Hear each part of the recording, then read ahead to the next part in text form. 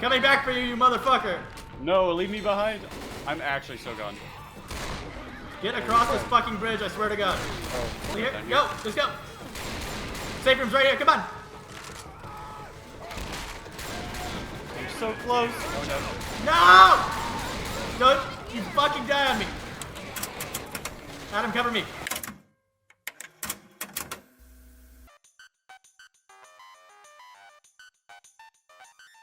Making the dream work is much easier said than done. Collaboration makes tough tasks and tedium significantly more palatable, right up until you have to rely on somebody else. Or worse, they have to rely on you. If anyone drops the ball, then everyone gets screwed, and that can lead to some genuine tension between folks IRL.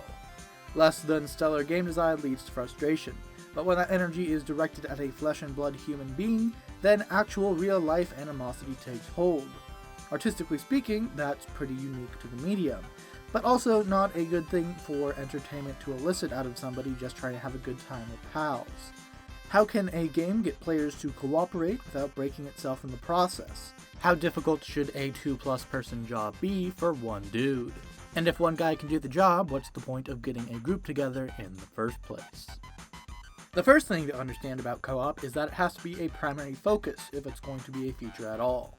While yes, it is possible to throw a second player character on the screen, it very quickly breaks the game to have tacked on multiplayer.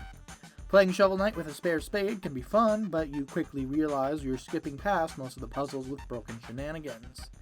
I see it as the equivalent to talking over a movie. You're not really engaging with it, it's just something to do while you're hanging out. A much graver crime is tacked on single player to a multiplayer game. Some games are designed to be social, but not everyone has friends?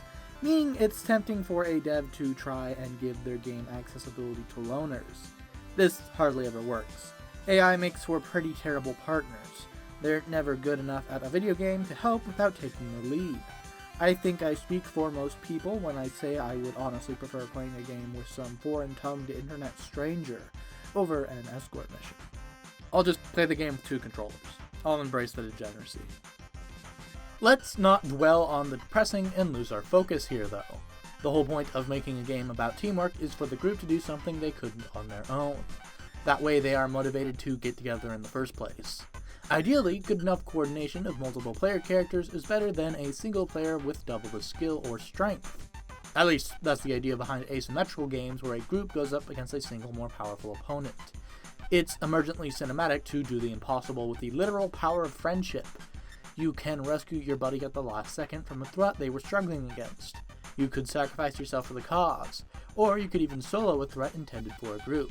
But here is where we run into a bunch of the ball-dropping tension from before. You can lose through no fault of your own, even if you carry more than your own weight. And if it's designed to be impossible mano a mano, it may as well hit game over before the last player drops. Think of it this way, if your buddy is sitting at a game over screen while you attempt the impossible, then it's probably rude to try in the first place. Fuck you guys! I get to live! Because of these stresses, it's more realizable to use co-op as an environment to hang rather than a group tribulation. But relaxing tasks are often monotonous, meaning that adding another person can make you feel like you're just doing nothing together. It can be fun to work towards a goal as a group, but bothering a buddy for something tedious like trading Pokémon feels like making someone help you with chores. How can something be engaging enough to entertain multiple people while also being chill enough to cultivate an agreeable aura? The secret is to encourage creative approaches to problems. Games like Minecraft or Terraria are fun with pals, not only because you get to tackle things like architecture, resource cultivation, and adventuring with your own stratagems, but also because you get to compare and contrast your approach with your buddies, while also benefiting from each other's hard work. That makes it more fun than playing alone, since you get stuff done twice as fast as your best playstyle. Plus, you get the satisfaction of showing off to your pal, and even if things get tedious along the way, you have someone to bounce off of when things get slow. To sum it all up, the power of friendship is strong. Just be sure not to place any unnecessary stress on your homies. It's satisfying to succeed against impossible odds together, but failing the wrong way can lead to outward frustrations.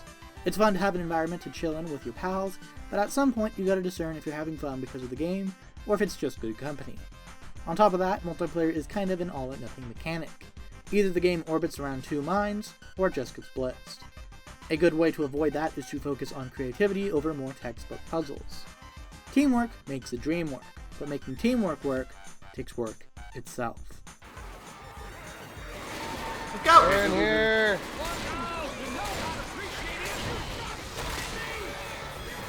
Hunting body block. Oh my Are we all in God. here? Oh Oh my god. God. Jesus Christ.